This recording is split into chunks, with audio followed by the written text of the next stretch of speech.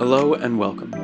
My name is Kyle, and this is How You Level Up, a podcast that decodes language to help you become your best self.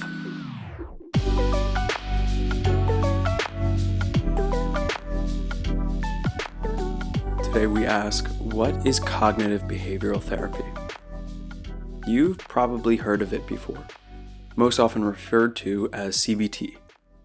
Maybe you heard about it in a conversation, or a book, or a show, or a movie.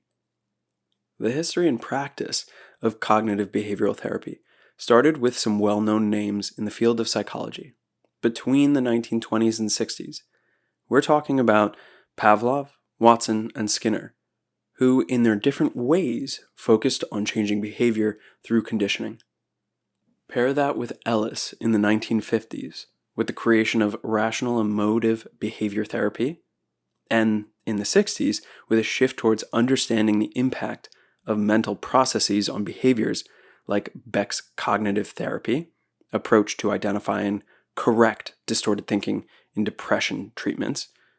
Well, combine all of these, and you get what is now the formation of CBT as we might identify it today. The point of briefly touching on these scientists and their contributions towards CBT is that CBT is a practice that has evolved. Its evolution resulted in many cognitive therapies and behavioral strategies.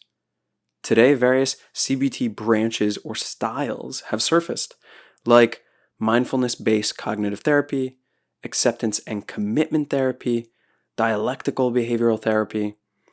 Ultimately, though, CBT continues to evolve, and in my opinion, is not as siloed as a therapeutic practice or communication practice as others might believe. Using CBT can help you understand your thoughts, leading to an understanding of your feelings, which influence your behavior. We literally just unpacked some of this when we looked at beliefs and meaning making. So once again, let's turn this dynamic 3D language picture around and examine it from a different perspective. The premise of CBT is that thoughts affect feelings, feelings affect actions, and actions repeated or routine actions are behaviors. So, if a person is able to change their thoughts, they can lead to a cascade effect and change behaviors. This is a little bit woo-woo, but let's look at some examples. The situation is you're constantly stressed at work and often think, I can never do anything right at my job.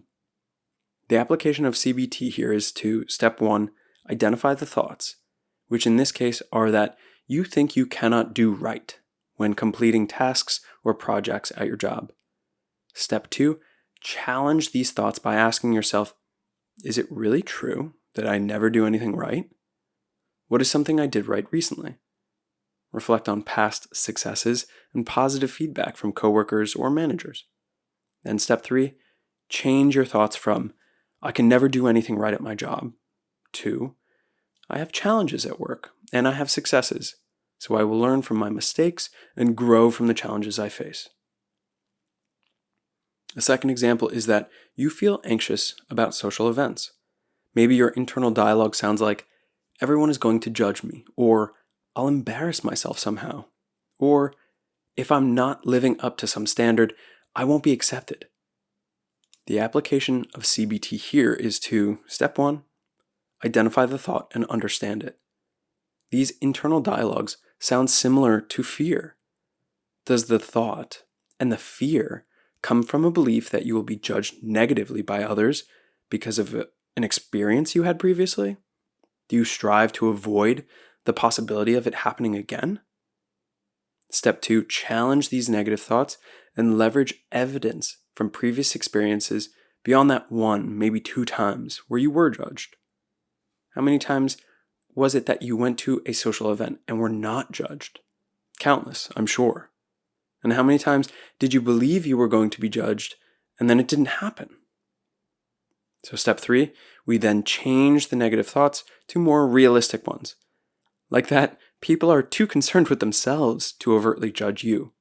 And affirming thoughts, Like that it's okay to be imperfect in social settings, that your imperfections are what make you unique and liked by your friends. In both of these examples, the application of CBT can help you to understand more about yourself, brings you out of your head, and puts you back in the fun parts of life. Like in that last example, say someone invited you to a party and you said no because you were afraid of being judged. There's a high chance that later that night, you'll wish you had gone to hang out with your friends. If you want to search CBT online, you'll find several practical steps that different practitioners will suggest. I want to simplify them for you into 3 steps: identify, challenge, and change. To identify something is to become aware of it. Some people like to break this into 2 steps of identify and awareness, though I think they're the same. By identifying, you are shining your mental awareness on a thing. You illuminate what was previously hidden. You can see the object, the thought, all by itself. And when you isolate it, you can begin the next step of challenging it. So step 2, challenge. Challenge the thought in question. Be curious about it. Have a desire to understand it.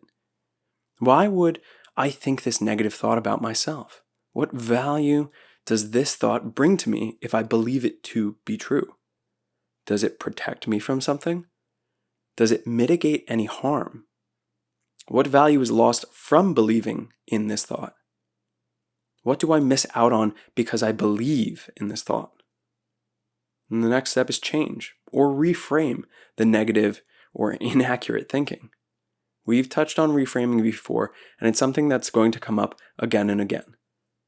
Reframing is a great mental tool, it's a great linguistic tool, and it is the last step of CBT to change the negative thought into a positive one. Reframe the pessimism towards optimism or realism. CBT has been proven effective in treating a wide range of issues, including depression, anxiety, substance abuse, PTSD, and even chronic pain and insomnia. CBT is a tool you equip, you practice with, and then you heroically manage and improve the quality of your life. I say heroically here because it's no small feat to change the way you've thought about a thing for months or years. What CBT is not, is it's not a quick fix. CBT success depends on your active participation and your repeated application. It's not about ignoring your emotions, it's about learning how to listen to your emotions and deeply understand the thoughts influencing them. So, what are some ways you imagine using CBT? What are some things that you would like to try and apply CBT to? What are the outcomes you'd like to see? What changes in your behavior do you want to influence?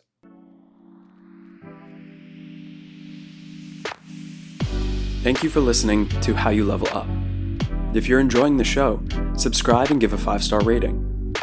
There are new episodes each month asking questions about timeless communication lessons.